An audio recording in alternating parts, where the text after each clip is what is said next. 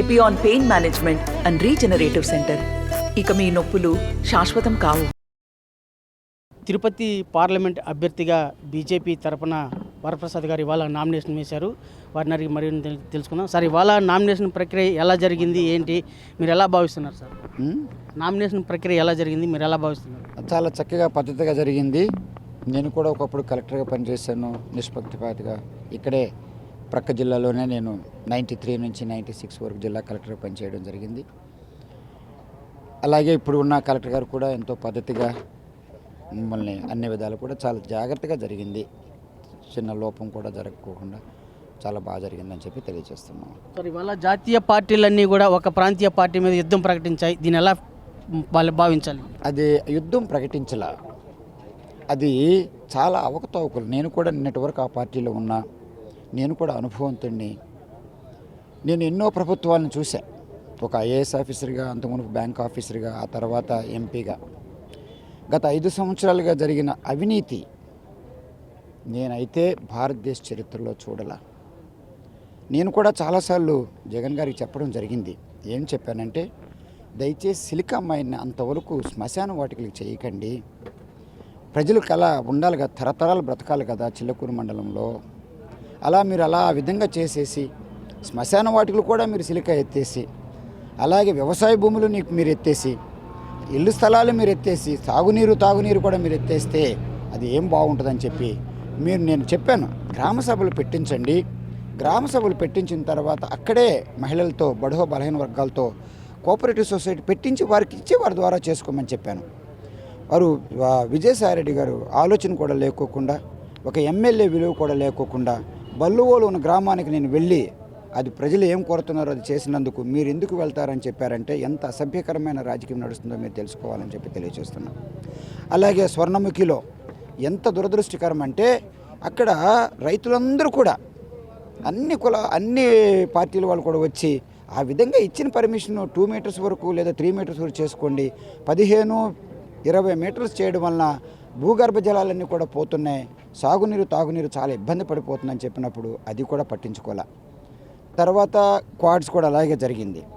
So నేను చూసింది ఏమిటంటే, జగన్మోహన్ రెడ్డి గారిని మొట్టమొదట వారు అప్పుడేం ముఖ్యమంత్రి కాదు, వారి పార్టీకి దిశ ఏమీ లేదు 2012లో.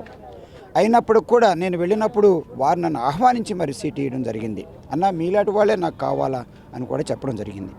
ఆ తర్వాత ప్రతిపక్షంలో 14 నుంచి 19 ఉన్నప్పుడు కూడా పెద్దగా తప్పు అనిపించలేదు. కానీ అధికారం వచ్చిన తర్వాత, బికాజ్ ఇంగ్లీష్లో ఒక సామెత ఉంది, power corrupts absolute power absolutely. ప్రజలు అంత ఎక్కువ మద్దతు ఇవ్వడంతో 175 నియోజకవర్గాలు దాదాపు 151 గెలవడంతో వారికి ఎంతవరకు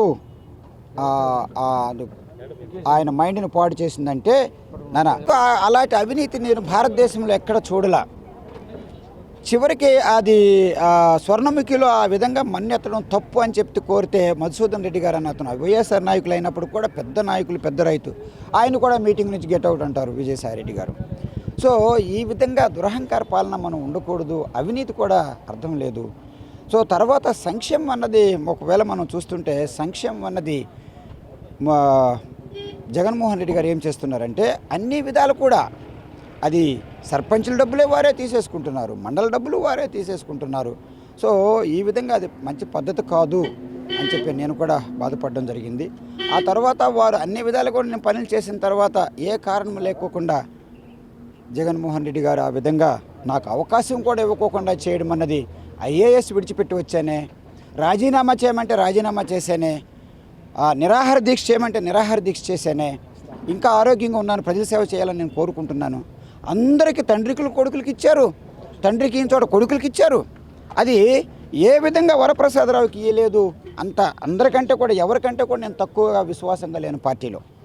సో వారు ఏ విధంగా చూస్తున్నారంటే, దళితులను ఒక విధంగానేమో ఓట్ బ్యాంక్గా చూసుకుంటూ, బీసీలను ఓట్ బ్యాంక్గా చూస్తూ, ఈ దళితుల నాయకత్వం కానీ లేదా బడుహ బలహీన వర్గాల నాయకత్వాన్ని మాత్రం ఏమాత్రం ప్రోత్సహించట్లా. చాలా బాధాకరంగా ఉంది. ఈ విధంగా చేస్తారని ఎప్పటి నుంచో నాకు చాలా బాధగా ఉంది. కానీ ఏం చేయాలో తెలియక ఒక క్రమశిక్షణతో ఉన్నాను. అది ఎందుకంటే వారి సోదరి కూడా నేనేం చెప్పానంటే, షర్మిల గారు, నేను ఒక చెల్లిగా చెప్పలా, ఆయన చెల్లిగా నేనేం చేశానంటే, మేమంతా కలిసి పార్టీని పోషించామండి. ఆవిడ కూడా పాదయాత్ర చేశారు, 3000 కిలోమీటర్ల పాదయాత్ర చేశారు, బస్సు యాత్ర చేశారు. అలాంటి పరిస్థితుల్లో మనకు వారు ఏదో కోరుతున్నారు ఏమంటే అది కూడా అంగీకరించాల. ఆ తర్వాత ఒక కమ్మ సామాజిక వర్గాన్ని మనం ఎందుకు దూరం చేసుకోవాలి? ఎందుకంటే నా పార్టీ నా సొంతదని భావించా. ఆ పార్టీ వైఎస్ఆర్ పార్టీ ఆయన ఒక్కరే కాదు పెట్టింది. 12లో ఎవరు కూడా ఏమి లేరు అక్కడ. ఆ తర్వాత 19లో కూడా ఎవరు లేరు. ఎప్పుడైతే పాదయాత్రలో ప్రజాస్పందన పెరిగిపోయిందో అప్పుడు వచ్చారు తప్ప అంత మునుపు ఎవరు లేరు. సో నాకు కూడా హక్కు ఉంది.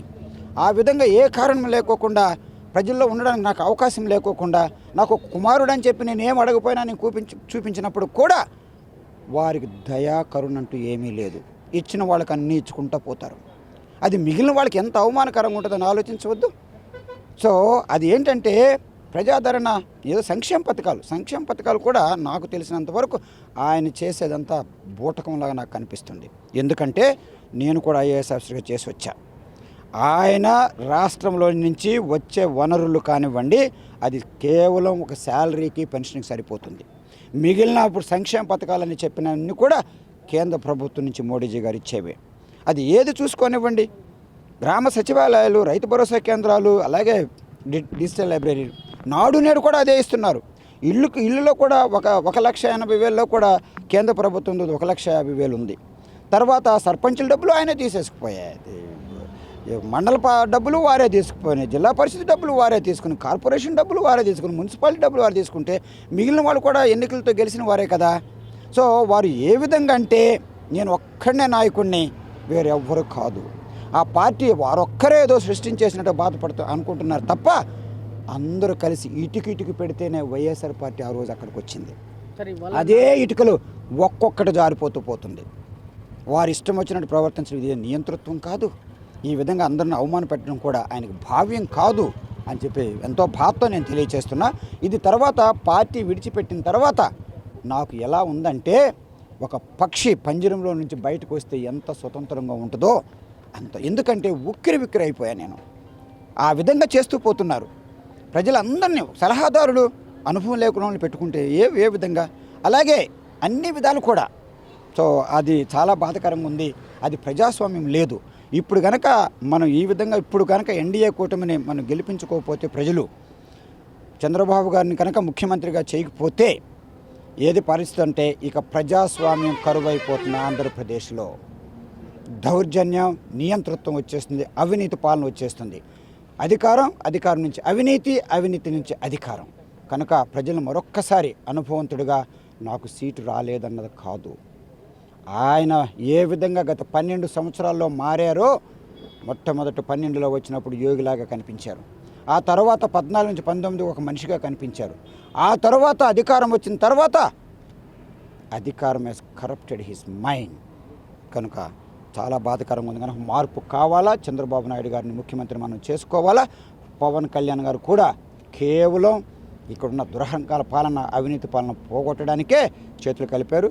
వీళ్ళిద్దరూ కలిపి మోడీ గారు ఆశీస్సులతో ముందుకు రావడం జరిగింది. కనుక ఎన్డీఏ కూటమిని ఆదరించమని చెప్పి ఉమ్మడి అభ్యర్థులను మా ఇద్దరిని కూడా జేఎంసీ శ్రీనివాసులు గారిని ఎమ్మెల్యే గాజు గ్లాస్ మీద, అలాగే నన్ను సమర్థవంతుణ్ణి, అనుభవవంతుణ్ణి, అన్ని విధాలు కూడా అభివృద్ధి చూపిస్తాను, నన్ను కమలం గుర్తు మీద ఎంపీ అభ్యర్థిగా ఆదరించమని చెప్పి చేతులు జోడించి కోరుతున్నాను.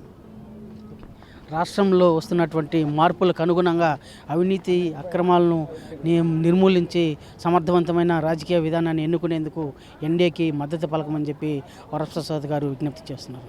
వీడియో జర్నలిస్ట్ ఎల్లైతో రవి, RTV తిరుపతి. మరిన్ని వీడియోస్ కోసం ఛానల్ ని సబ్స్క్రైబ్ చేయండి. లేటెస్ట్ అప్డేట్స్ కోసం వాట్సాప్ ఛానల్ ని ఫాలో చేయండి. అండ్ లింక్ డిస్క్రిప్షన్ లో ఉంది.